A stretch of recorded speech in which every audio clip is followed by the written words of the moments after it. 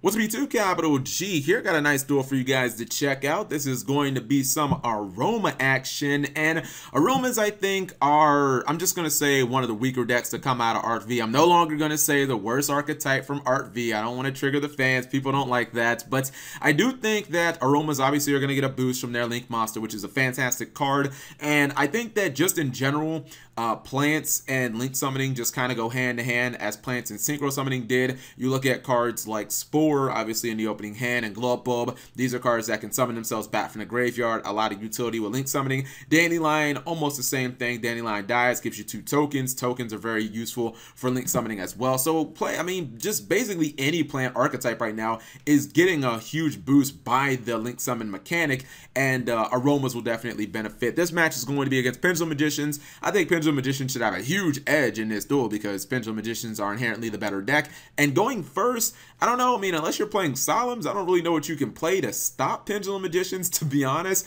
But if you go second, you basically let them do all their plays. But I don't know, I feel like I probably would just go second in this matchup. But anyways, let's go ahead and roll this.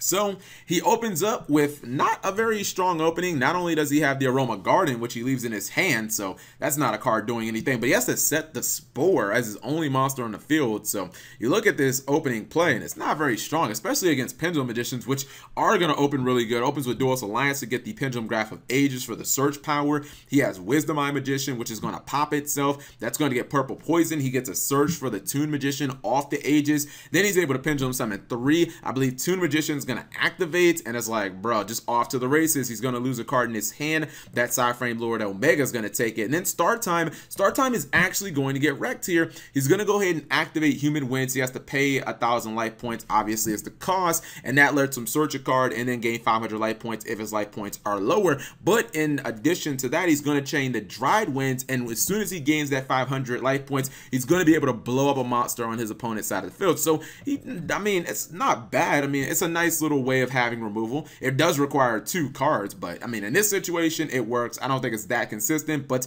in this situation, it does work.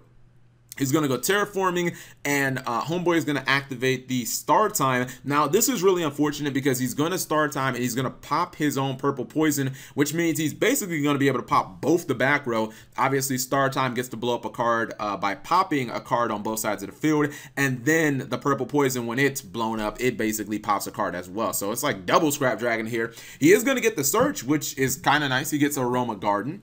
And yeah, well, no, excuse me, he gets the search from Terraforming. My bad. What the hell am I talking about? Card has to stay on the field. As soon as I said that in my head, I was like, wait, no, he doesn't get the search. The card has to stay face up on the field to resolve. So he gets his search from Aroma Garden, which is pretty cool because with Jasmine, he does get the draw card, which thank goodness he drew Scorpio, because now he can actually go for his plays. He gets Brilliant Fusion, and at this point, I was like, wait a minute. Pendulum guy doesn't have any monsters on the field. Like, bro, he might get OTK'd as he goes into Mrs. Radiance. You see this all the time with the Brilliant Fusion play. Brings out Trick Clown, and he has the 1,000 Blades. In addition to that, he has the Spore. Spore is going to come back. He's going to go for Proxy Dragon and Ancient Fairy Dragon.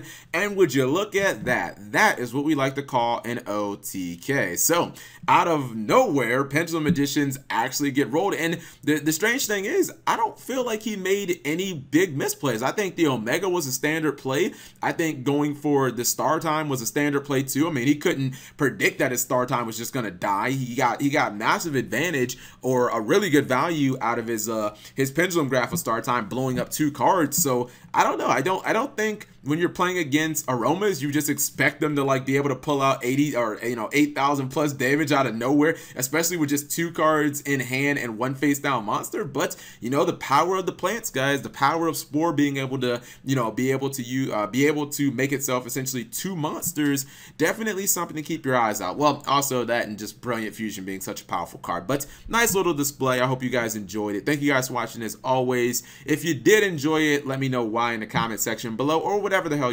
whatever the hell else you're thinking. Subscribe if you guys have not already, and turn on those notifications for daily videos.